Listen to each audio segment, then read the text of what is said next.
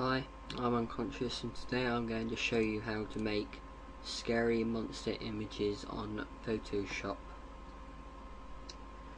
Start off by opening up a slightly menacing picture you've got or have found which you want to look more evil. This picture I've got is ideal because of his blank eyes, which seem to make him a bit less human.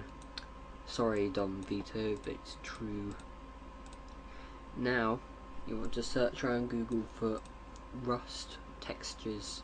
I found this one which would be ideal to use as it's rust.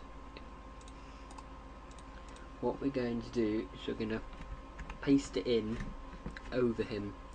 Notice it has created a new layer. That's what we want it to do. Now we're going to resize this using the free transform tool so it fits over his face. The better the fit, the better the final product would turn out like. So that's about right. Now change the layer type to multiply. See, this is what it looks like so far.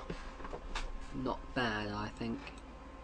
Now get out rubber and just quickly rub over any areas where you do not want the texture to appear. So we don't want it there, we don't want it on his clothes, we don't want it there. Let's go ahead and even out these edges a bit because we don't want sharp edges. So keep going. There we go. Oh, not quite there. Now fiddle about until you think it fits his face well enough, or to get a certain effect. Notice that it now looks like peeled skin over his nose. That's the kind of effect we're after. Now I'm just going to go over his hairline again to make sure there's no hair in the way.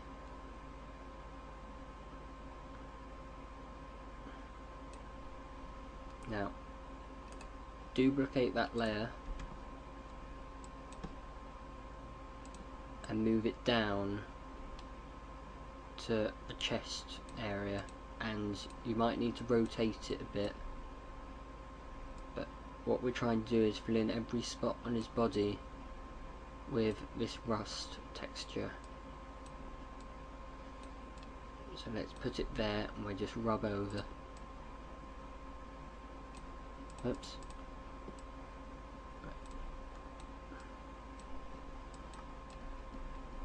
Don't want it there. Now you just want to tidy it up again till it's nice and neat.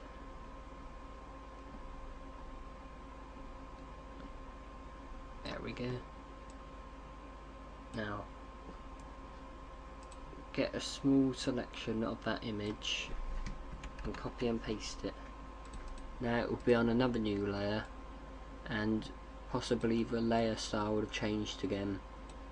So we'll change that back once we've slotted it in. There we go. Back to multiply. Now get out the rubber and just go over every area where there shouldn't be any texture. There we go. Now merge everything except the source layer down into one and put it back onto multiply. Now I'm just going to go one final clear over his head.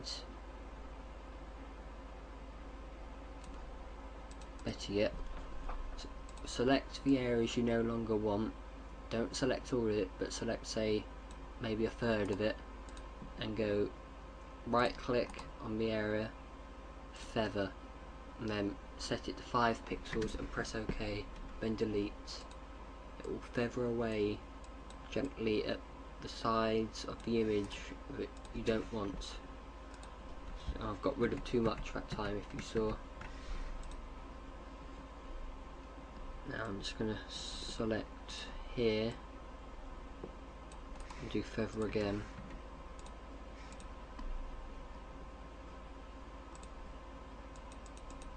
Now just clean up his hair.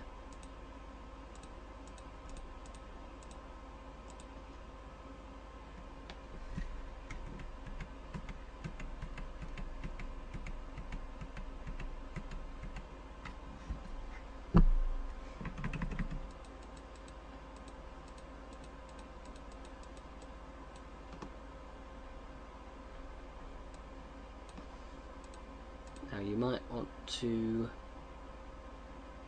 change the hue a bit, maybe to suit the skin colour a bit more. Maybe if you're going to have a black and white photo, to set it to black and white.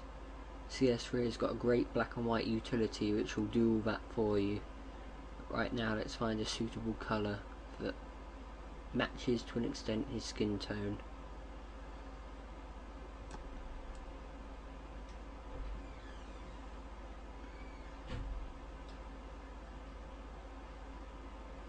I'd say let's make it a bit darker, maybe a bit lighter actually. Now merge those layers into one by using merge visible. Now that should merge everything into one. Ignore this little glitch here. I'm only doing this quickly, but you'll get the idea as I'm going along. Now play with the brightness and contrast until you get an effect that you're happy with.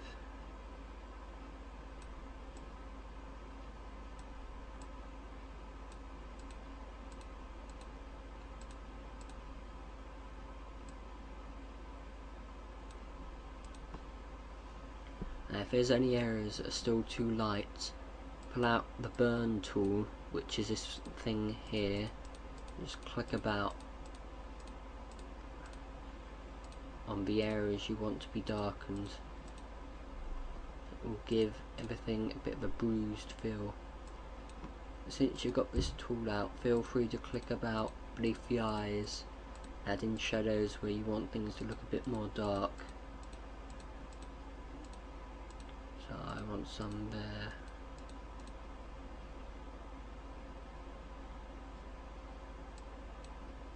Maybe use the dodge tool if you want things to be lighter, which I don't.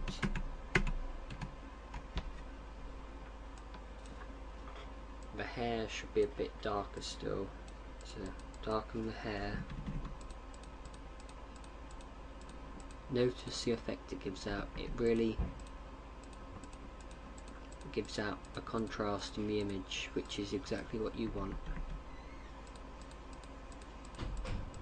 Also gives it a kind of dirty feel, which is also what you want.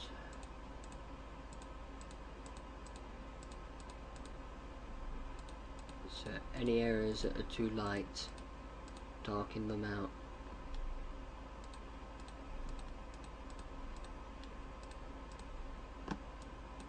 Now go to filter,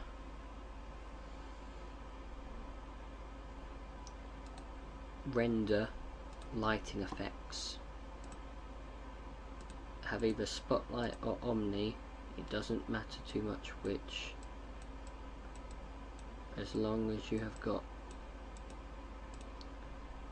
the right idea. You just want to have